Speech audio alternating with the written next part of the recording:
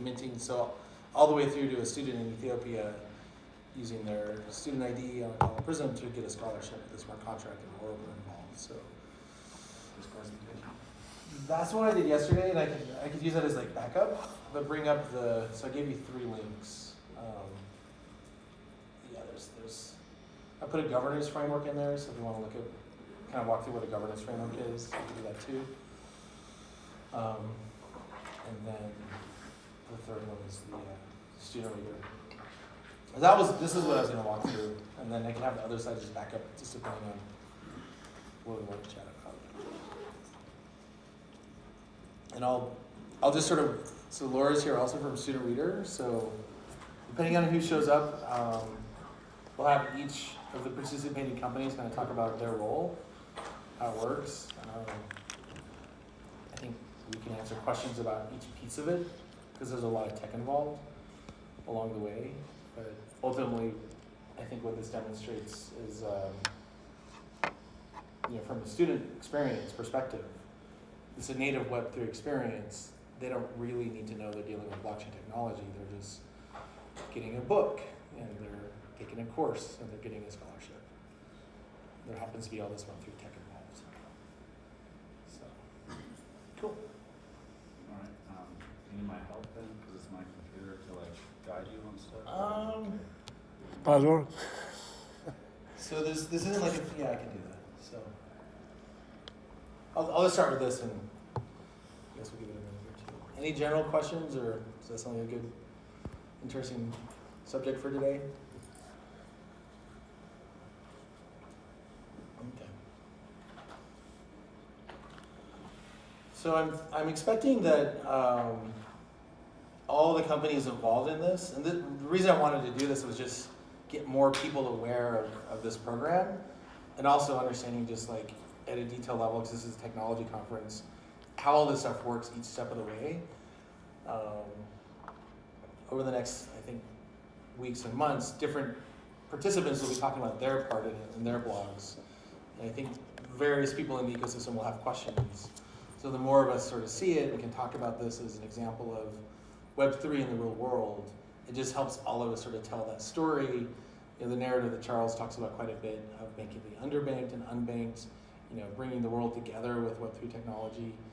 We have a real life example now that we're doing as a community that we can talk about that takes us beyond white papers and beyond visions into this is happening now. Like, how can we take this to our own community or to our own projects? So sort of the highlights are we're providing scholarships for students in Ethiopia. Why Ethiopia? Because we're working with the high schools there. We're giving students through the government lens, this is digital transformation. It's leapfrogging Web 1, Web 2 technology and going straight to the latest innovations in Web 3. And from the government perspective, it's really just digital transformation. It's making their economy work with less friction, with higher levels of assurance and trust, more access to the digital economy, and these kinds of things. And so bullet point there really is just not Web3 at all. We're giving scholarships to students in Ethiopia. Part of the technology story is bullet point 2. It's the very first verifiable NFTs, or some of the first. I wanted to be first, but I think some people have gotten in there and registered their NFTs before me. So, see you later. But we're one of the first, still in any case. And there's a really cool story about the VNFTs we'll get into, just how, sort of one of the narratives, the currents that flows through all of this has come about because of Catalyst, because of the community, because of innovators working, and many of them are here at this conference. This isn't something any one company could have done on their own. And then the thing I'm most excited about as a tech nerd is the identity-aware smart contract. It's one of the things we talk about sort of in a hand-wavy kind of way a lot. When you think about like governance and DAOs and Voltaire, it's like, we're gonna like have this magical governance that works better than any other governance ever. And it's like, well, humans have tried this governance thing for a long time, and we're generally not that great at it. So why would we be any better just because we have smart contracts? That aside, how we get to the point of being able to experiment with Web3 technology and governance and all these ideas that we think are very powerful is how in fact with technology do smart contracts respond to identity information? Like, how does it actually work? And so, another piece of the puzzle that has just sort of come together throughout this year, working with the ecosystem, that's the piece I think is going to have the most impact because it unlocks the ability to do DAO governance. And this simple example of I'm a student, I have an ID card from Ministry of Education, I now am eligible for a scholarship. It sort of demonstrates one of the ways to do it. So that's like the overview.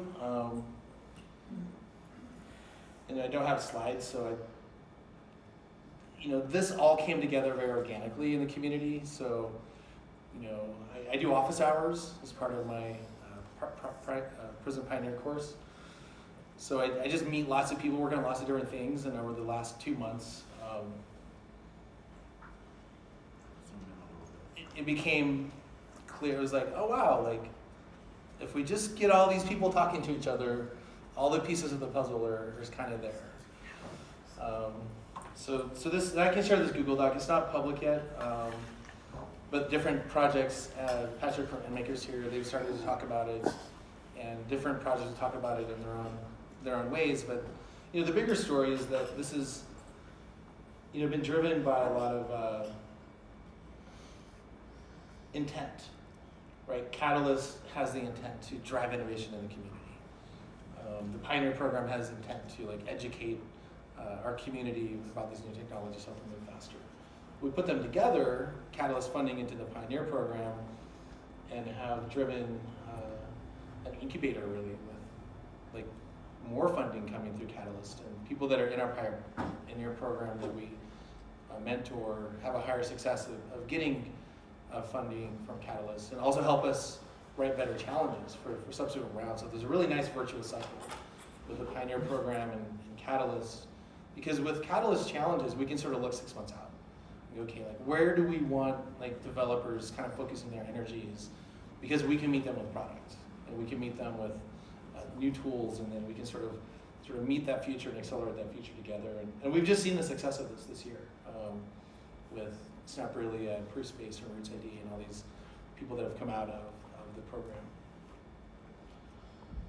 So with our program, we've had about 700 pioneers come through, 3 million in ADA just for SSI themes.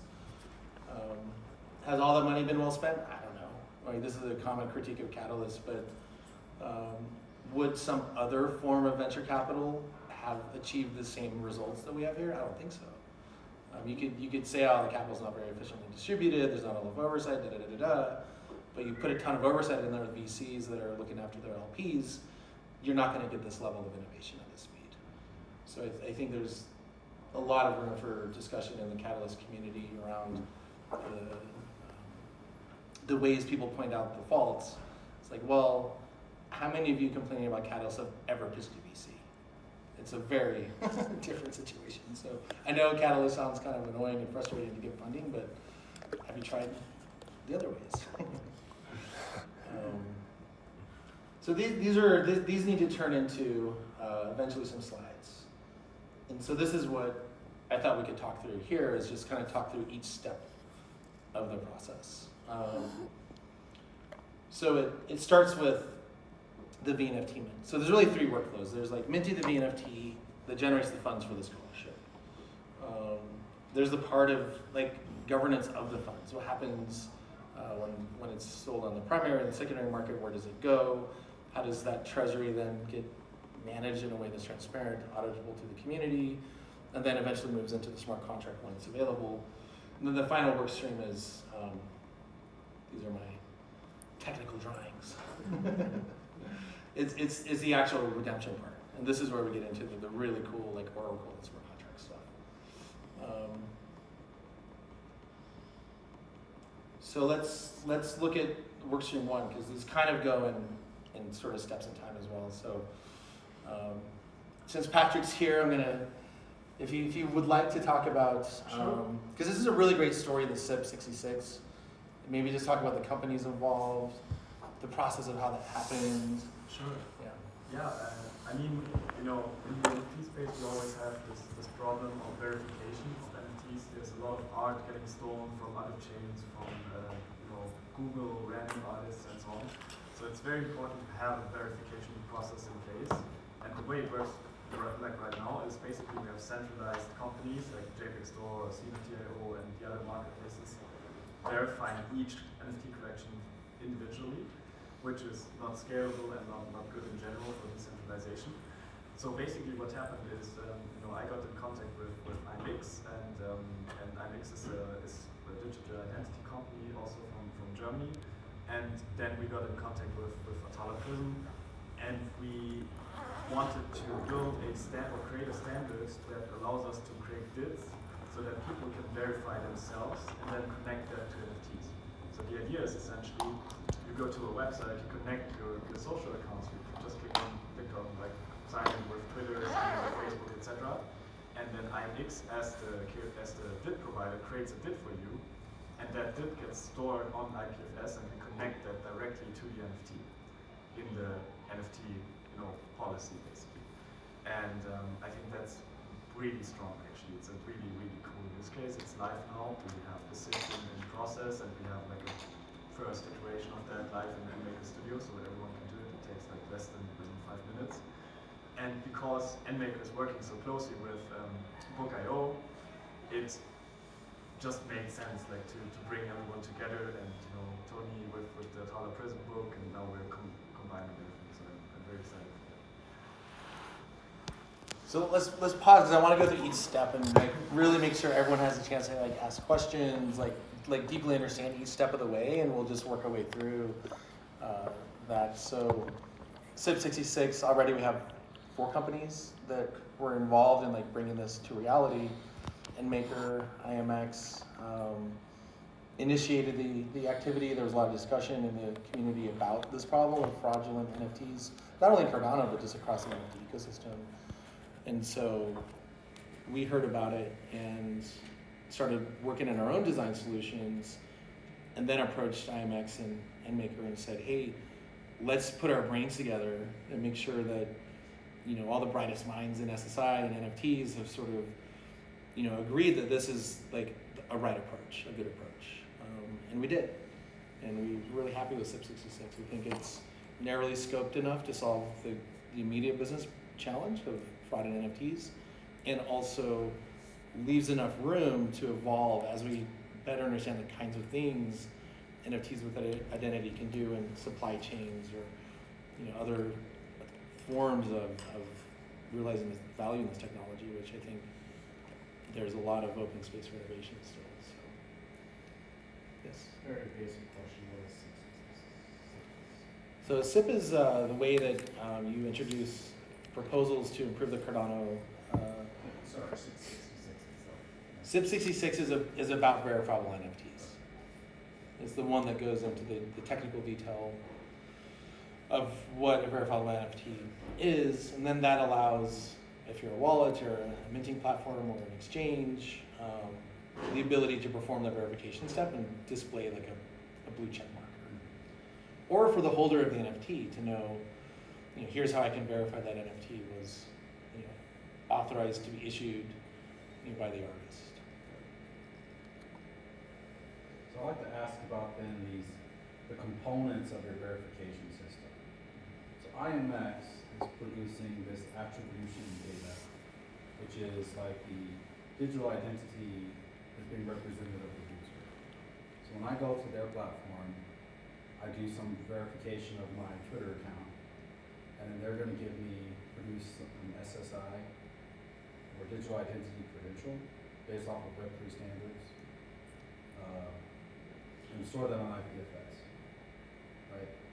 So the details of how the implementation actually works, I'm not sure yet, which is why I'm so excited to go through and actually verify myself as one of the authors of the book, to see how they've done the implementation. The SIP is one thing, as a technical specification, the realization of that as actual code that does stuff. I think, I don't know, Patrick, maybe you can talk. Yeah, I mean, essentially, there's it's not really an IMAX thing. Like digital entities have been around for a while. Like there's a standard consortium called W3C, and they have specific ways of how to create a digital identity.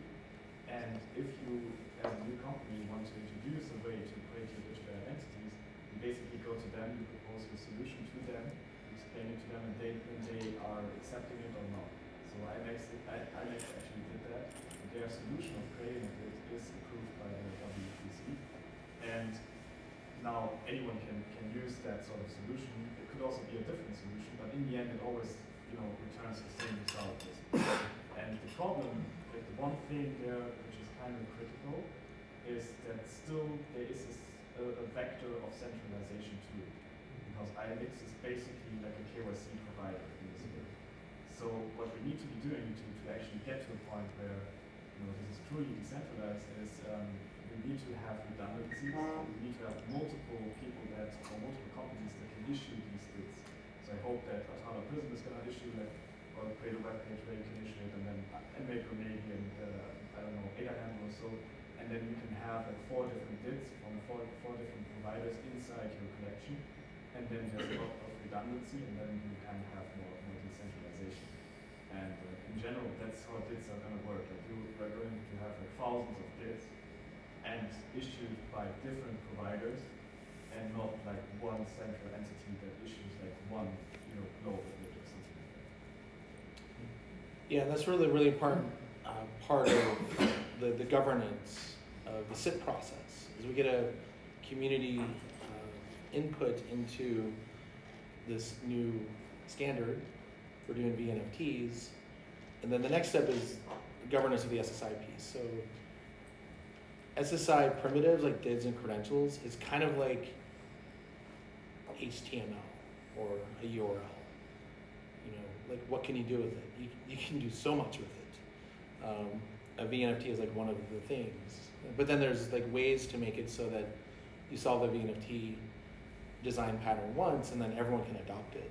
And so the SIP process helps us get to a sort of technical architecture, common implementation or common approach, and then the governance of the credential and the DIDs gives us, as a holder of the NFT, a document that says, here's how you do the verification. Here's how someone that wants to make a VNFT. Here are the rules of doing that. We expect that the person will actually log into their LinkedIn account to prove control of that LinkedIn account. Like that's documented in a governance framework, and that gives the holder the assurance that if they have a VNFT with that LinkedIn account, they know that it went through that process by governance. Don't you think that the decentralization would be the definition of the period as opposed to temporal dates?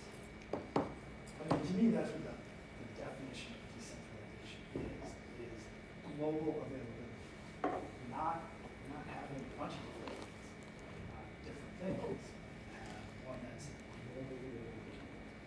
You're talking about permissionlessness. Right? The ethos of Web3 is permissionlessness, censorship resistance. We sort of bundle these concepts under like decentralized, and it works fairly well with like cryptoeconomics, consensus algorithms, layer 1 networks. But when you look at identity systems, they're very different. You do have centralized authorities who say that LinkedIn said I logged in. Like you can't have someone else out there that says I logged into my LinkedIn account except for LinkedIn. So I always think of this in terms of like local scope and global scope. So a LinkedIn thing would be a local scope. There would be a relationship with the DID that has global scope. But LinkedIn can do what it wants to do with that. So we as the community of stakeholders that care about VNFTs can say we accept. Just pressing. We accept a LinkedIn proof. We accept Twitter proof. We accept name your local social network or other authority proof. Right. This is the decentralized aspect. Is we can authorize as a community ways in which we think are reasonable to have an author or an artist prove who they are. And that can be on the list in the governance framework. And we can say, as long as you proved who you are with one of these methods that are enumerated on this document, then you're within the scope of what the community thinks a VNFT needs to have. So since each of these W3C, I don't know if they're providers, or each of these approved methods, you said they all have their own possible implementation going through registering through IMAX or whoever you're going through. So if you end up in a case where I'm someone that has multiple DIDs on a platform, or DIDs, period, whoever is, let's say, referencing my piece of content has to know enough about how my DIDs were issued to trust them? Or is the idea that as long as I have a DID, those providers or vendors have been approved in a certain way, so the end user should be able to trust it no matter how I got there? Like one vendor might ask me to upload my passport, another one my driver's license, another might have a different. So the end user still has to know how I achieved that DID, and they would have to trust which DIDs they want to trust moving forward. Right? So the W3 is responsible for two main standards, DIDs and verified credentials. You will have many DIDs. So DIDs are generated by your mnemonic, just like crypto addresses are. This is part of the privacy preservation piece of the design. The verifier, let's look at KYC for DeFi. They're going to be under regulatory regimes, depending on the jurisdiction they're operating. And they're going to be required to ask for certain pieces of information. Passport, driver's license, selfie, whatever it is. We as an ecosystem can say, we've looked at all these jurisdictions, we found a common credential that satisfies the jurisdictions we care about. So then we can turn to the issuers, the IDV providers and such, and say, this is what a KYC credential is, and the regulatory environments that we operate in. If you issue one of these things with these levels of assurance, you've done the selfie, you've done whatever the checks are, you can issue a credential into our ecosystem. Then this is where the governance and the standards and the working groups really help facilitate adoption, is because we agree on these standards ahead of time. We don't have every DApp out there trying to figure out how to solve KYC. We do it in a common way. Ultimately, it's up to the verifier to ask you the question. This is one of the user ceremonies that's a little bit different than Web 2. In Web 3, you connect and the verifier asks you a question. Then you determine whether you want to respond and answer that question.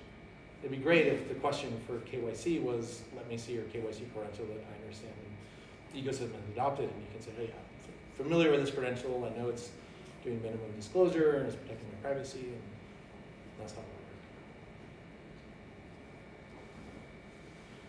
Cool, so we've covered the SIP. We now have this wonderful thing called VNFTs in the Cardano ecosystem. We want to do something cool with it, so I wanted to mint the Atala Prism Pioneer Course Reader as a VNFT, and let's introduce Laura from Student Reader to talk about this process, because she's our publisher of the book. Maybe just walk us through how this will get minted. So the next step in the process. So we have just talk us through. So like your role in facilitating, now that there's VNFT thing, how are we getting this actually out into a mint? So I can tell you about my what brought me into this space, minting the VNFT. We are the publisher for the Atala Reader, and when I heard that we could, that NFT, that what Book.io was doing with their books, I thought this is a great way to change how students access their course content. It gives students back the control of their ebooks. So I've been in education for 18 plus years, with the focus on auxiliary services, with the main focus of textbook and content for instructors and courses. So again, when I heard what Book.io was doing, I thought, this is great. We're giving control back to students. They have this VNFT. They can use it. When they're done with it, they can sell it on the secondary market, or they can gift it to a friend who can't afford this course content. And I thought, this is going to change education. And then knowing that Atala was working with the Ministry of Education, and students were going to be graduating from that with the credential, we thought the sale of these NFTs, a percentage of the sale can go into scholarships, and we can start funding these students who are graduating from, Kenya, Ethiopia, and giving them a path to going from learner to earner. So that then it became a whole journey for me and the students. So once the student graduates, they come to our site. We verify that they are a graduate from, one of these high schools. The scholarship begins with, we gift them the NFT. They go through the Atala Prism 101 Foundations course. And once they're done with that, we give them a credential showing that they've completed this course. And then they can go on and take the Atala 102 or 103 course. Or we can, I'm partnering with SnapBrillia, we can have those students go through SnapBrillia and connect them with mentors, and then have their education furthered, or they can start looking for jobs with this mentorship program. And then it becomes a full circle. These students have graduated, they have a verified credential, they've gotten a verified NFT, they've gotten a scholarship, and now we're helping them through the process of getting jobs, getting out into the real world. And I'm hoping that more of the companies that are on Cardano that are using this technology will come on board, and either will have students go through their platforms, go through their education system, or find ways to give them jobs so that they can start using this knowledge and putting it out in the real world. And then hopefully they come back into our ecosystem and start contributing with their education and their knowledge. Did I answer the question? Yes. I'm not sure. Yes, very good, very good. Good. Yeah, I'm not the technical side. I'm more of giving students opportunities and scholarships to help further their education and their career. That's, we want to go through that journey with them. Or in the practical side. On the practical side, yes. Good. Mm-hmm. And what I love about that description of the student journey, the Ministry of Education in Ethiopia is going to give students a digital ID card. And they're going to be able to interact with the website, get their book, read the book, take the course, get their completion certified, get a scholarship. Nothing about that was like blockchain or EUTXOs or, right? It's a native Web3 experience with, I think, the Lace wallet, and they're going to get crypto, they're going to get NFTs, they're going to get their identity, and they're going to go through this whole experience in a way where we're demonstrating that the friction's gone away that Web2 has with people in emerging markets trying to interact with the digital economy. And that's the beautiful thing about what's happening now in the Cardano ecosystem is all of this hard work for so many years towards this vision, we're now seeing it come to life. Yes? So the actual user experience with, you get gifted the verifiable NFT, and then is that what allows you like access to the content, or how? Exactly. Through the reader, is that right? Yeah, so let's back up now, come back to the part where we're here. So what makes the minting possible was the SIP66 that we were sort of talking about, right? And so now where we are is I'm actually registering in Student Reader and Book and Endmaker is helping me go through the process because I'm one of the authors of the book. We have 3 authors and 2 artists that are part of putting this together. So Here, yeah, is it? this is the book. Yeah. That's right. And so over the next week or two, Like, I'm gonna see how does this implementation actually work? And this is where we learn the most, is by trying to build these things in reality and like see how it works. And then we can always see where we can improve it, right? So where we are today is somehow I'm gonna go through some process that NMaker and IMX have put together and log into my LinkedIn account. That's gonna make its way to this collection policy ID somehow. So yeah, I'm actually very curious how this is gonna work in reality. And so that's where we'll be in a week or two. We'll have, this policy ID with the LinkedIn accounts of all the authors and artists connected to it. The coordination of these firms is gonna make that possible. And what's gonna happen is we'll do an NFT mint, just like all the other hundreds or thousands of NFT mints that have happened. And what's different here is it'll be a VNFT. And the funds from the primary sale will go to this work stream too. We're still working out the details. Initially it'll be a multi-6-part contract. We're working with Summon. We're sort of thinking this through. But I don't want to go there yet. I want to just sort of pause to make sure everyone's can ask any questions and like understand like this step. So that step will be now anyone that wants to get this book as an NFT can go and buy it from Book or a JPEG store on the secondary, and then they have the book. And now they can go to Student Reader's website. That book will unlock the syllabus. Because you hold the book will self-reference. Go here to, see what benefits you have with the NFT. With a book, you get benefits of seeing the syllabus. And inside the syllabus will be things like my office hours. You can book time with me. It'll be a link to the Slack channel. It'll be a link to register for the Canvas curriculum where you can go through the program, and those kinds of things. So it's quite a simple starting place, but generally that's the student experience. Is that you get the book, you get the syllabus, and then you take the course. Yeah. So does that make the VNFT like an authorization tool? So NFTs already let you do like gated content. So there's nothing about the V in the VNFT just lets you see that the authors of the book authorize this mint. So the NFT itself is tied to the authors. Okay. So you know for a fact that this thing you hold and own was actually authorized by the creator. What if I steal some art and get it verified, go through the process? Like, what is there to verify that me as the author of an NFT that I'm publishing and getting verified actually came from me? Because couldn't I just steal it from somewhere? We now get to blame you, the artist who plagiarized, rather than the NFT project for stealing it. Right. And you're accountable, right? So now you're accountable as someone who claimed that, right? So you're not an anonymous person. That's true.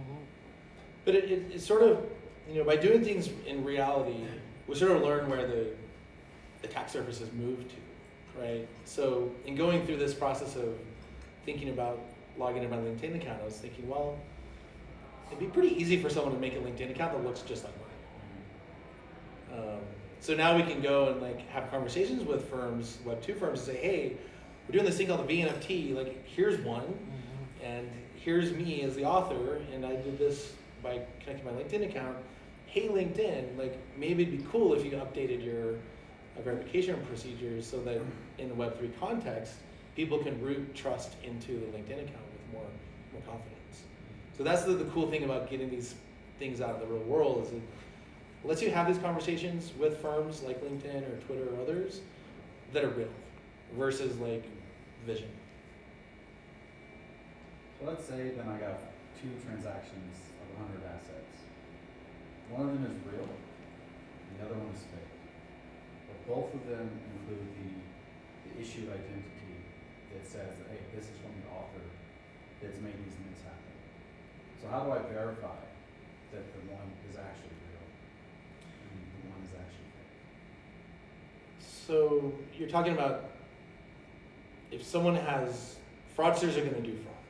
Yeah. Someone says, hey, that Atala Prism book is a really cool thing. I want to like totally steal it from those guys. I'm going to make a fake LinkedIn account for each of them. I'm going to go through the process and link this, and I'm going to remint it. that's an attack vector still. The protocol just allows for the machine verification, show the blue check that a verification took place. Now, if someone sets up fake accounts and does a good job, and you look at that LinkedIn account and it looks like me, we still have a problem. And this is where identity binding and the level at which we root the trust of the identity becomes the question. And proof of humanity, these kinds of things where you know that person is a human, not a bot, or not a fake account. Sort of, that is the question. And we're sort of finding that out again with this VNFT, that that's still the problem to solve. Can you sign data with your issued identity? So you need to eventually get back to an identity binding that you can trust.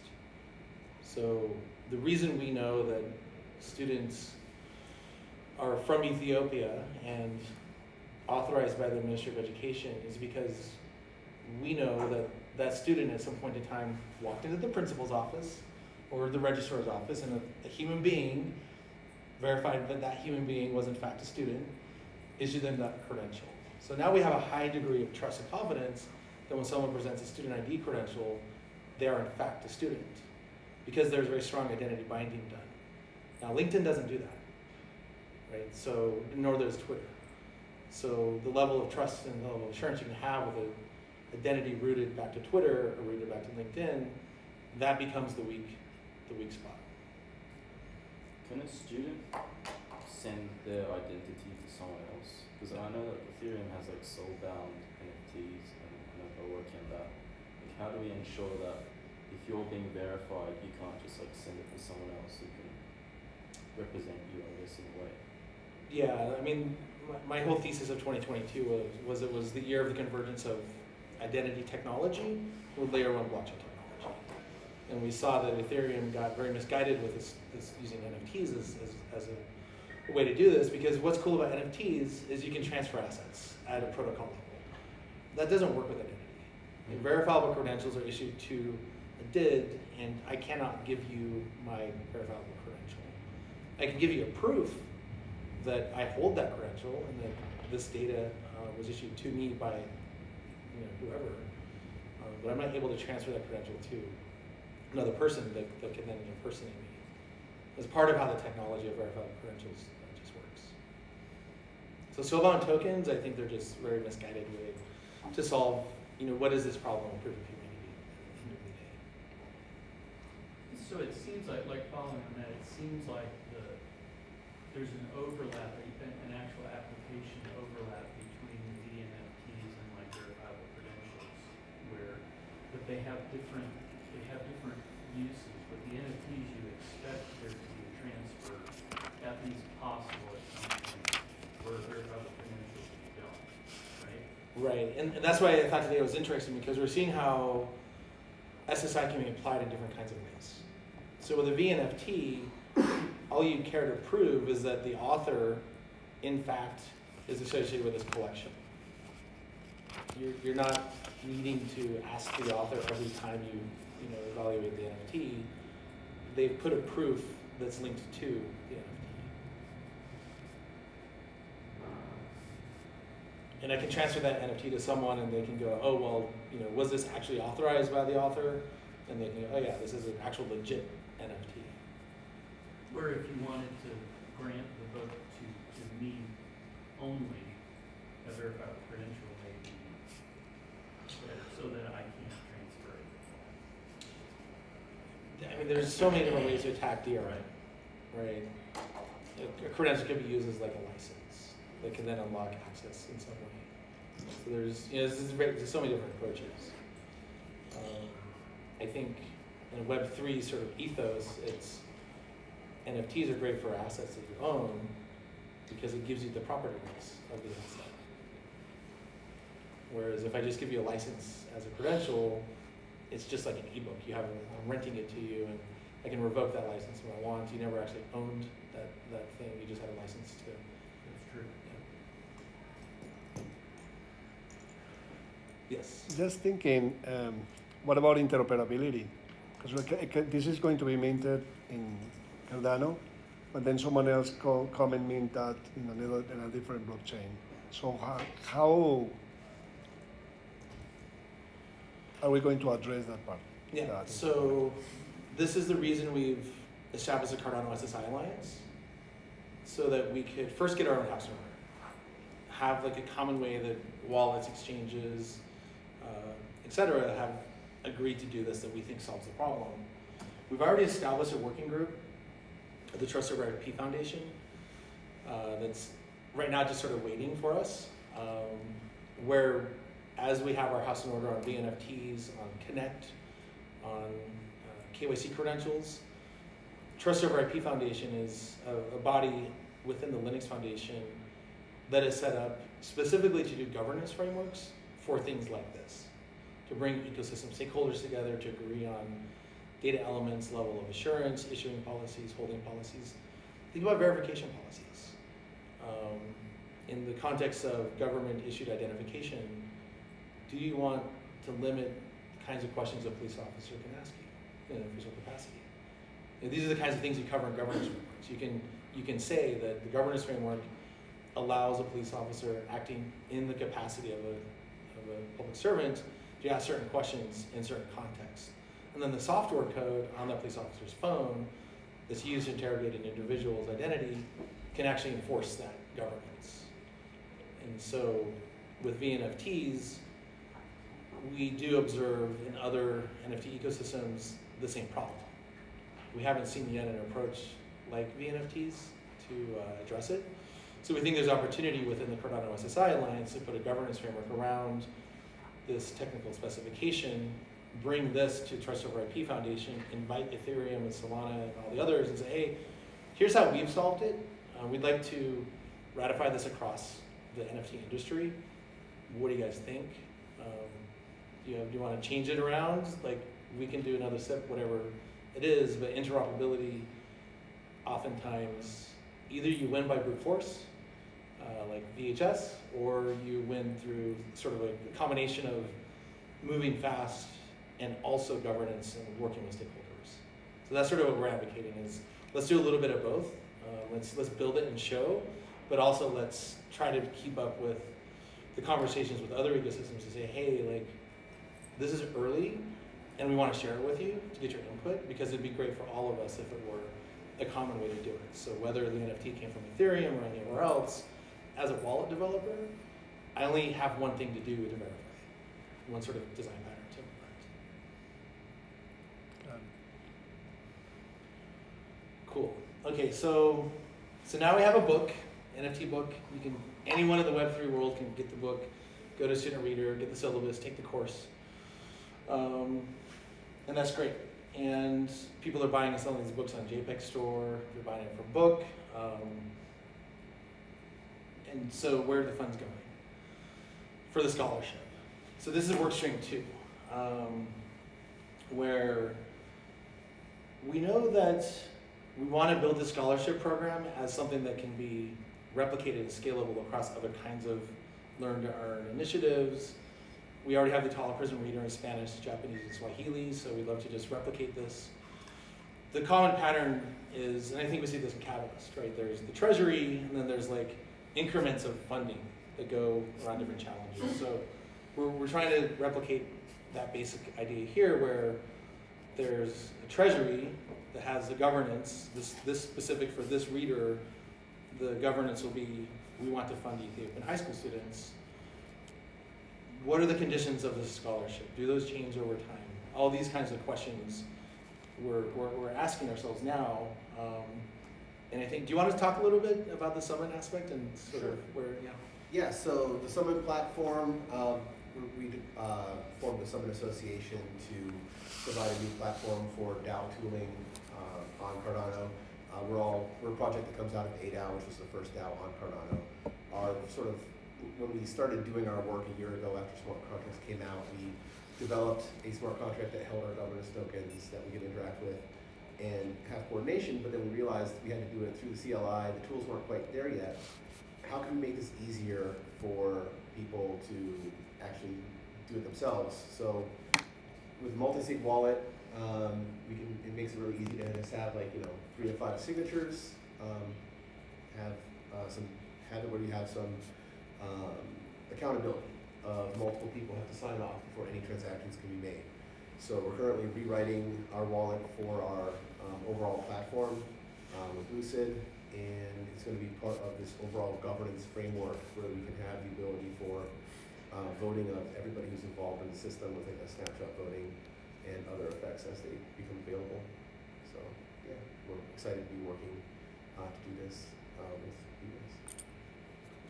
Do you want to give us a little bit of how you understand this to work? So we're at the stage where we have secondary cells, we have primary cells, all the funds are going To direct ed. well first to Summon because Well, the to direct ed, Summon, yeah. and then there'll be direct ed will house that funding for the scholarship, and then as students are graduating from or completing the course from Atala, they're able to put in a request for the scholarship, and then they're granted the scholarship. But before that happens, because part of the challenge we have is the smart contract and the Oracle, that stuff's not ready yet. No. So we've got to put all the funds from the primary and secondary cells somewhere safe, Right. and this is where someone comes in. Right. So maybe walk us through how that will work. Sure. So what we'll have is probably have several That's better. We'll probably have several institutions. So we'll probably have, IO will be maybe one of the key holders. We won't. No, Nope. it'll Okay. be, I think we have Dumpling, really? we have Direct Ed, Mhm. and then I think the association may be helping as well. The Summon Association or is there something I else? believe so. I believe Yeah. Summon So would it'll be just a be 3 of third, us. yeah. Maybe the CF could be a key holder. If you wanna- Let's put you on the spot there, John. You shouldn't have Dumpling, you should be somebody who's relevant for the industry to be a holder of a multi-sig wallet, right? You wanna give this real credibility, have actors that's involved who have the control of the issuance, because what we're trying to do is have a verification of this is the appropriate mint, and there should be appropriate accuracy.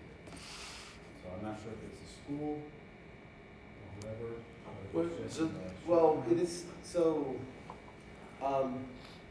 I was not, we are here to help provide a tool set, and we will defer to the group to decide who the best actors will be to be custodians of the multi-sig. Ultimately, when we decide on, let's say we're gonna do a 2 of 3 signature, we will have a treasury that will be formed from 3 public addresses being put together to come up with a new treasury that will be that can only be so that you have a new public address. So when funds are sent to that, the only way that funds can be taken out is if at least 2 of the 3 actors, trustees agree to transfer funds out. So imagine we'll have a process where these students complete the course, they give their information, it's collected in a repository, and we have a regular time period, perhaps every 2 weeks, where we send out a transaction to give it to them. Because otherwise, Yeah, you're getting ahead of us. Okay, So, sorry. So where we are now is there needs to be a safe place for the treasury for the Yes. funds while we're waiting for the scholarship Right. details to become made available.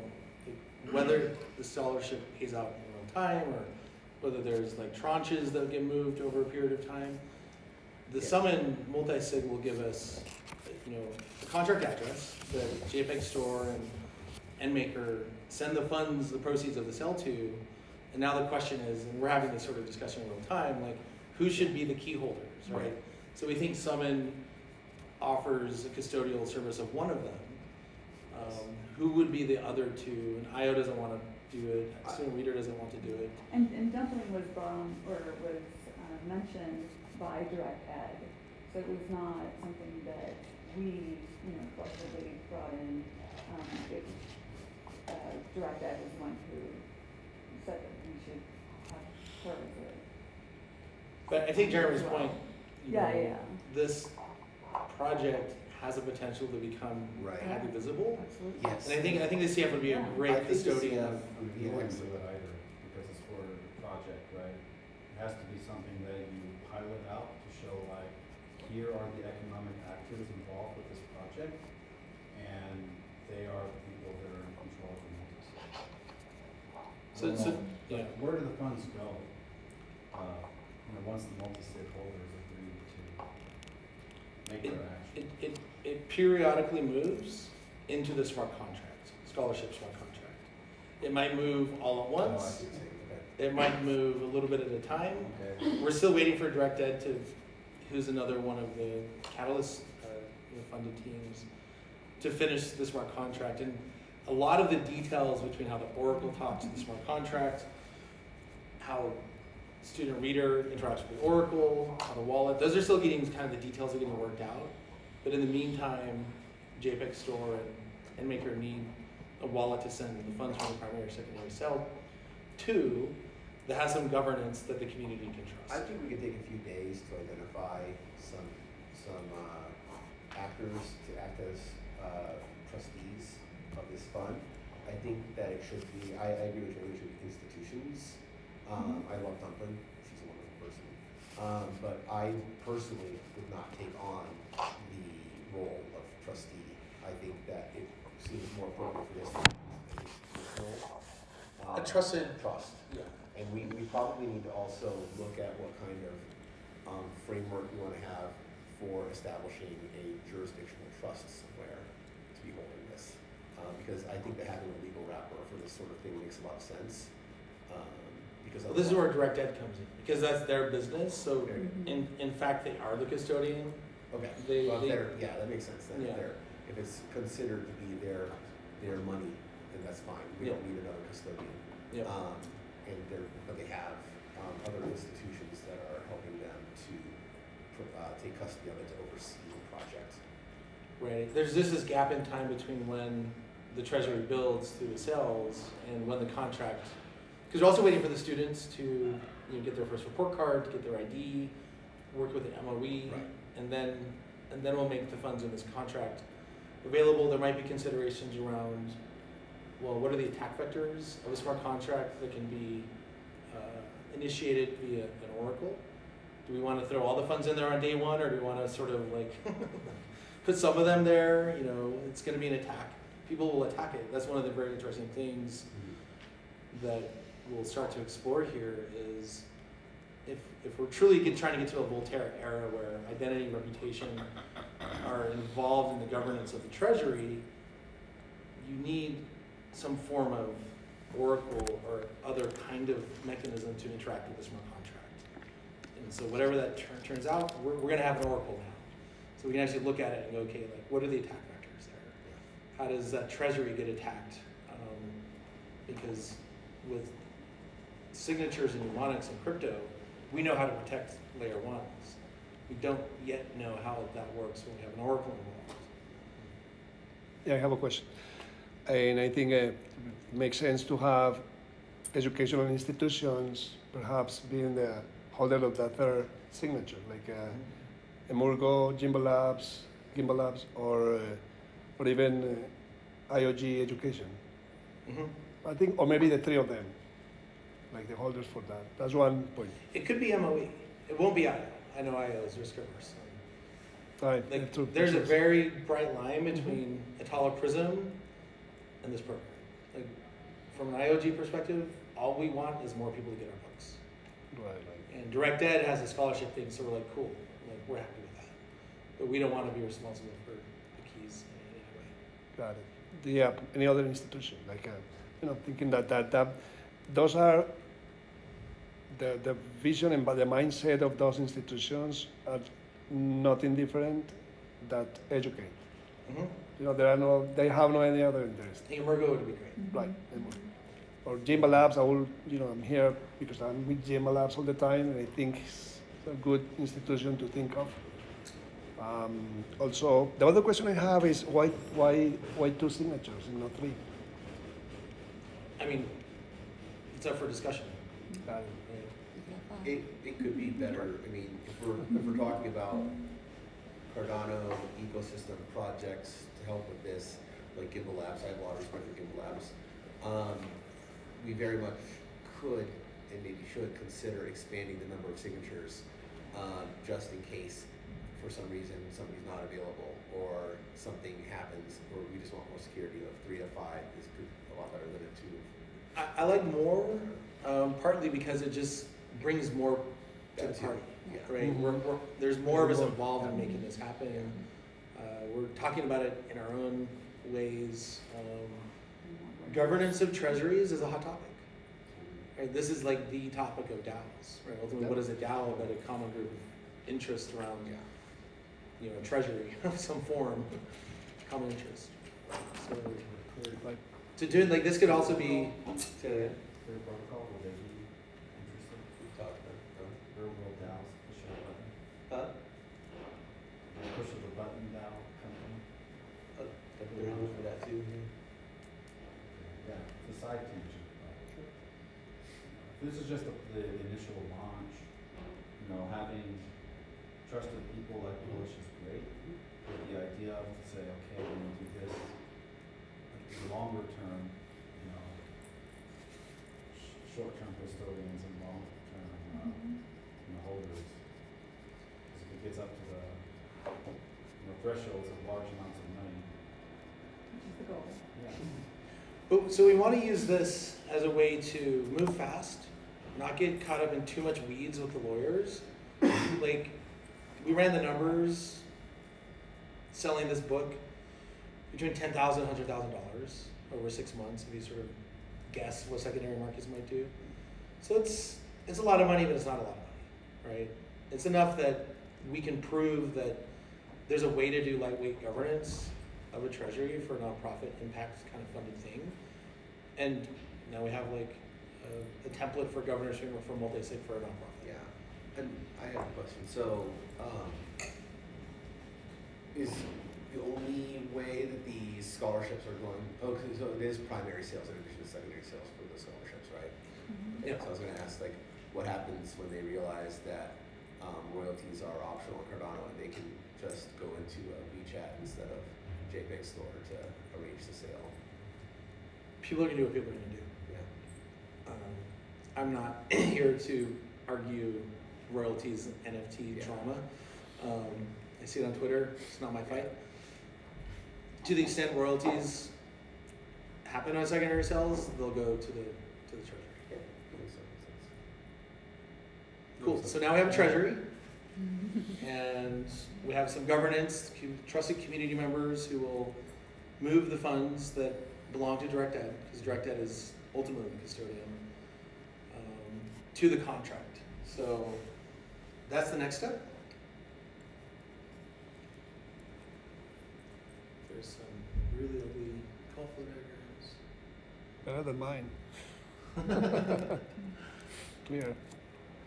So I'll just walk through this. Is this the right one? Oh yeah, okay, so for me this is like the coolest part, because this is actually how we see how we might do things like we dream of with Voltaire. You know, the student connects their wallet to the place where their journey starts. They get the NFT book. You know, they do the course, and the reason they're able to get the NFT book is student reader verifies that they're an Ethiopian high school student, just through the standard SSI Web3 stuff that now is normal to the student. Now, when they finish the course, student reader, and this is what we're still really trying to figure out with Charlie. And this was actually, it's been like a 6-month back and forth with Direct Ed and Rohan, who's been building the Pluto Smart contract. You know, they came to my office hours in April and told me about their project. They're like, oh, we're working on student scholarships in Ethiopia and Kenya. We're doing it already. We have relationships with education institutions, you know, adult learning, these kinds of things. And so I basically grabbed their whole team and said, get over here. Like, this is the problem to solve, right? Like, how does your layer 1 smart contract know how to do something based on identity? And so Rohan has been awesome. We've had so many whiteboarding sessions and education sessions with Charlie 3 to like help them understand that how SSI interactions happen.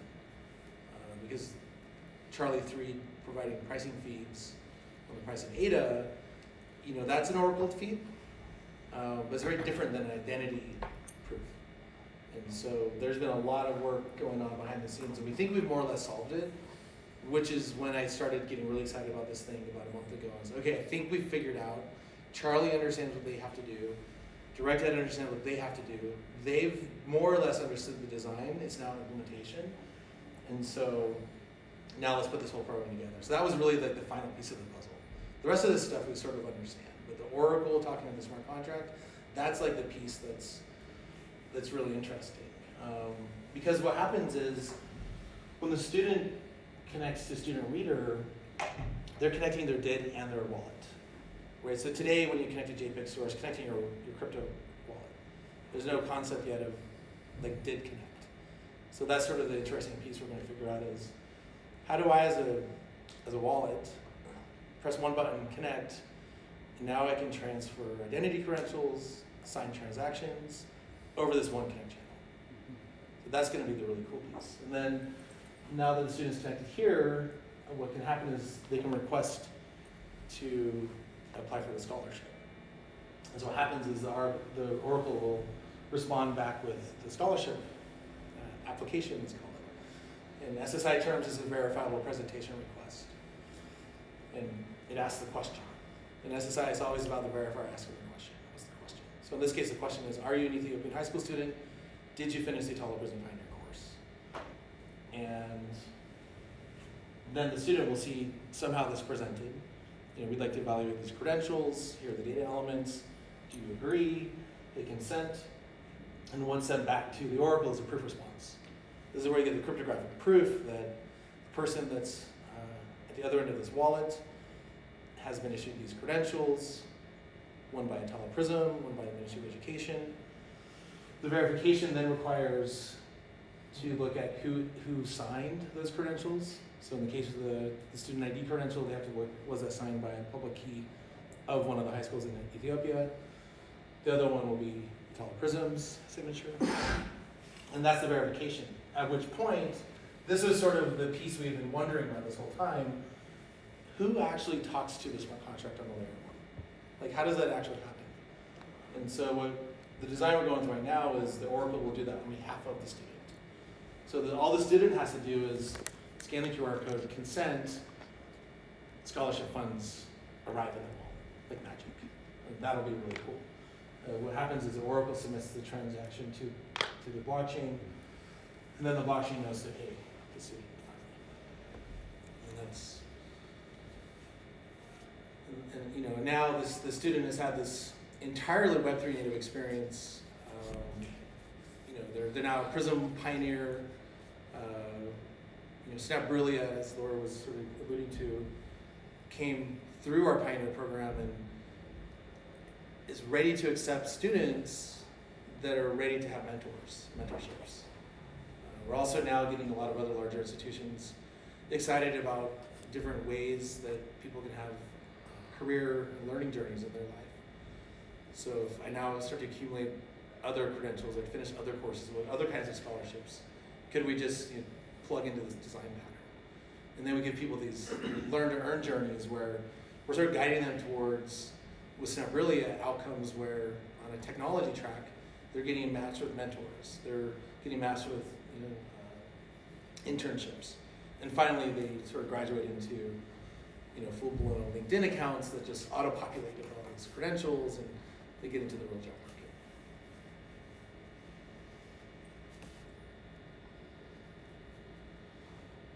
So, what else do I have? Yeah, so like that last leg of the journey, there's another like whole list of people involved, which is like, it's kind of mind-blowing when you sort of put it all together, like, wow. But that's what's so cool about this, is we're actually doing this. So the MOE is issuing the student IDs, DirectEd's doing the scholarship contract, Charlie's doing the Oracle, Canvas and Structure is doing our online learning platform, the Pioneer course. Proofspace, another one of our pioneers, is integrating to Canvas, issue the completion credential. And all we're doing is offering a book and a course. The most important part. Yeah. We have all these really cool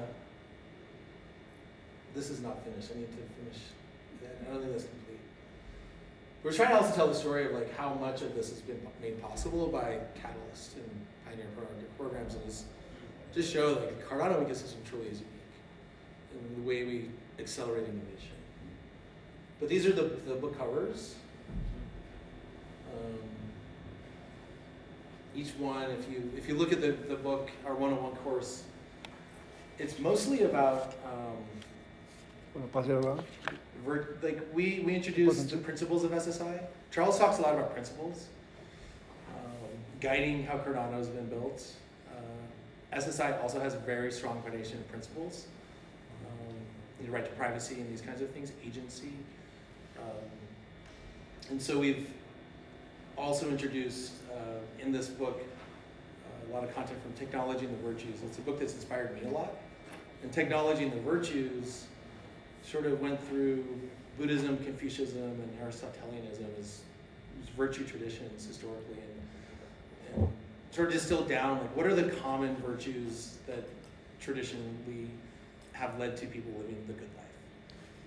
And so, like this is philosophy, but if we're building systems we want to last 50 years, 100 years longer, we absolutely have to be founded on principles, especially as builders, right? Identity systems in particular can be really abused. And so that's why we sort of use our 101 course almost as a way to onboard people into ethical thinking, as well as make it clear that these are conversations that are necessary to have. I've spent my whole career in Silicon Valley, and there's a lot of lip service given to, these kinds of things. The reality is no one actually gives a shit. I don't think we have that luxury when we're building these kinds of systems. And so the book covers for the book drop actually each have a drawing of one of those core moral principles: honesty, courage, etc.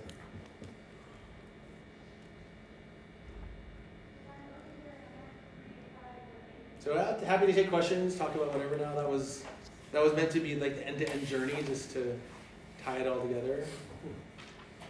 The last part, they called my attention, the philosophical part. And we have the luxury to have Nori in our ecosystem. He's a very knowledgeable person, very smart, have a huge wealth of knowledge. I would love to have him see that part to see what he can. I don't know if it's still for revision. I think it's already done. Who is this? Nori, I forgot his last name. It's a Japanese name. He's very From involved. Yoga? I'm not sure who you're referring to. No, I was referring to someone in the ecosystem that brought to us the Aikigai. Have you heard of that? I think you're talking about Murdo. Ikigai, the guy. Yeah. Oh, wow. Yeah. It's when everything goes to a point that we all want to be.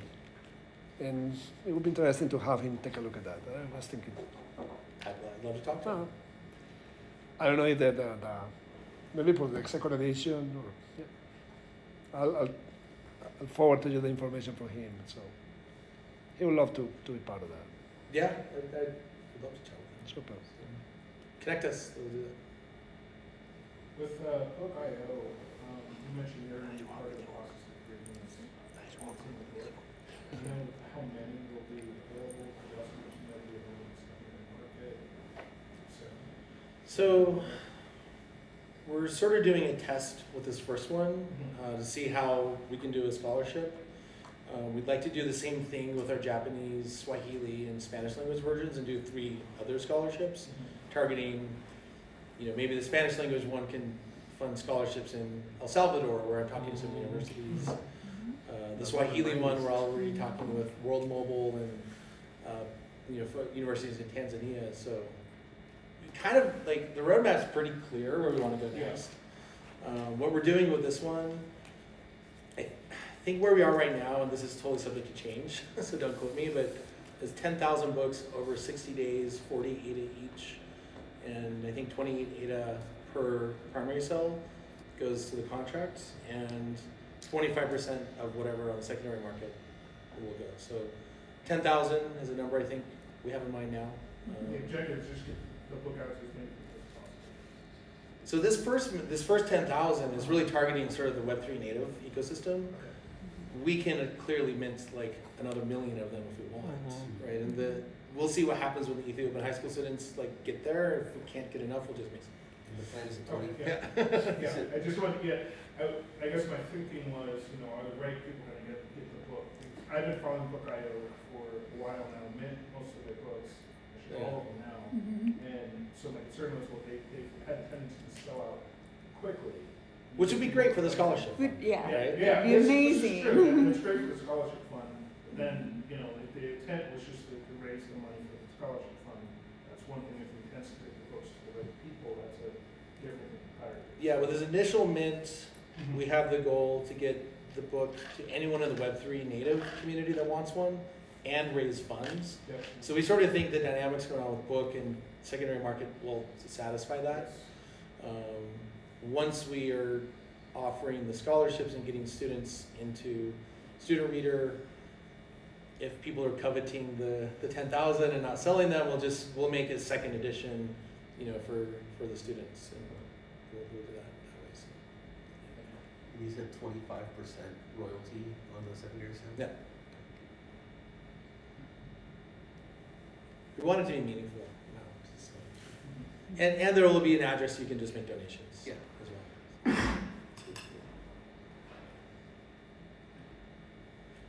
Well, thanks, you guys. Very cool. Yeah. Yeah, I'll be interested in learning translations for the Spanish community. Maybe that's something that through networking, Gimel apps. This is my last one in Spanish. Really? Oh. So we have it already in Spanish, Swahili, and Japanese. Yeah, I was gonna say. Great. It's more a matter of we're just launching the it's called Pioneer Program 3. It's our third iteration of it. So we're finally just getting that launched like now. And so the next step is which language is next? So is it Swahili, is it Japanese, is it Spanish? What will be the factor to mandate that? I mean, it's just, The direction of now that the book is in Spanish, we just need to translate the online materials. So we literally just need someone to like step up I'll eventually get to it, right? But if someone's like, I would love to launch Prism Pioneer Program in Spanish, and we have a translator, like I can help get that paid for. But we sort of, this is work, right? Like getting that, building the Canvas stuff, hitting the content, we can support the students, like the cohort, but, just getting all that stuff set up just takes time. I mean, I'm particularly interested in what we can do in Japan and Tanzania and El Salvador. So we have 3 places already where we have ready cohorts to start. It's more a matter of just the human resources of getting someone to kind of run the program in those languages.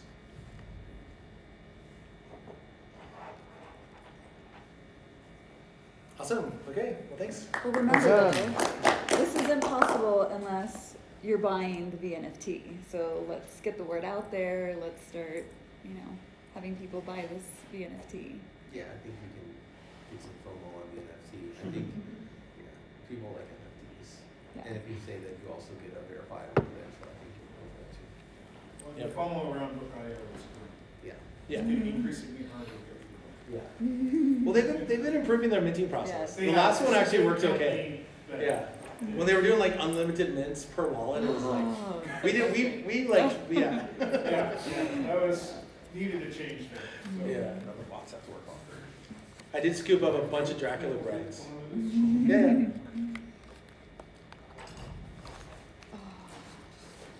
Okay. Very good. Thank you. Thank you. So I'll contact you about that. Yes, absolutely. Super good.